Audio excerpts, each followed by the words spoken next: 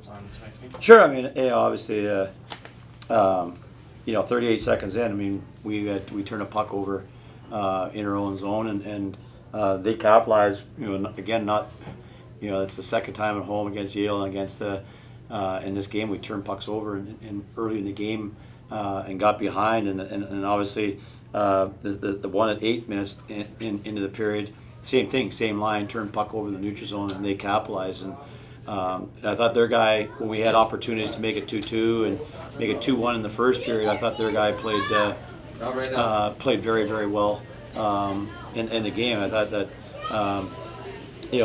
for us not capitalizing on the chances that we had, it was frustrating. But you got to give the credit to their goaltender, who I thought was outstanding tonight. Right? We had 2 breakaways or 3 breakaways, a couple 2-on-1s, and he was up to the challenge. Questions? Coach, how do you reset your guys after giving up a goal that early in the game?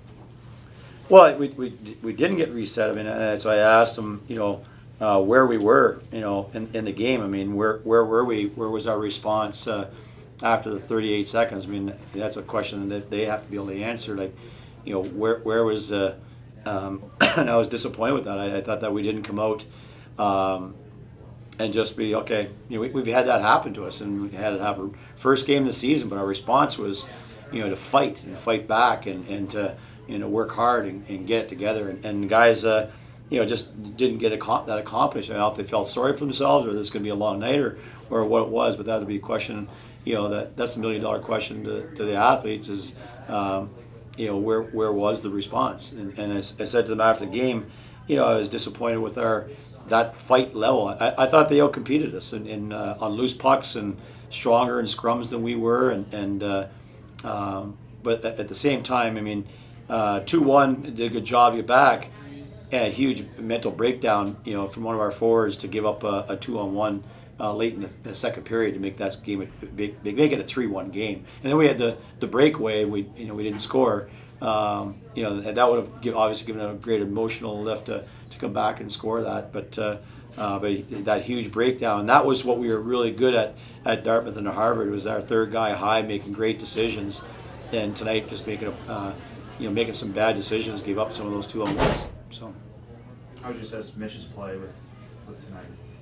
Tough to watch video. I mean, obviously not the way he wanted to start the game either.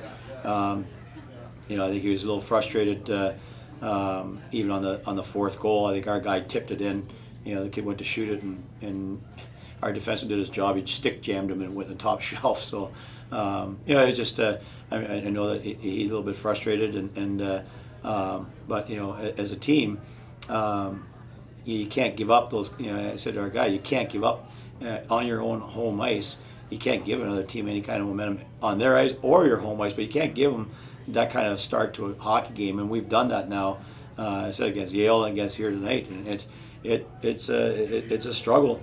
For a team, we don't average more than 2 goals a game, and you give up one first minute, it's going to be a tough night. The decision to pull the goalie, was that about the shot at the bye, or was that about this game only? We had a couple opportunities. It's just about this game. I think we've only had to pull our goalie a couple times this year. So, down 4-1 with 6 minutes. Give it a shot to see what happens, and they obviously capitalized. And we had an opportunity before that. If you make it 4-2 with 5 minutes to go, you give yourself a chance. And unfortunately, it didn't work out for us. I just think that we weren't ready to go. They outcompeted us. They outworked us. They wanted it more. Do you feel like you got that read after the first goal, even though it was relatively right off the bat? I mean, it was right off the bat. Like first shift, they scored a goal, and you can tell if that happens, at this level, then one team wasn't ready to go right off the bat. And then it kind of progressed, and it wasn't like we didn't have a reaction to that first goal, and then they scored the second one. And it wasn't until like the 10-minute mark in the first period when we finally started pushing back. Do you feel like you guys had started to get something going in the second period? You got a goal. I mean, you killed an early penalty. You guys got a goal. It seemed like you were starting to sort of have a better impact on the flow of the game up until the break when they scored another one. Right, yeah. We definitely built a little momentum in a few shifts leading up to the goal, and then the goal, and then after that, I thought we played well during that time. That's the kind of the ebbs and flows of the game. We started down, and we were able to come up, and they got a 2-on-1 and buried that chance, and that kind of took the wind out of our sails, and some guys just took their foot off the pedal. How important is tomorrow night, last game of the season? I mean, it's a must win now.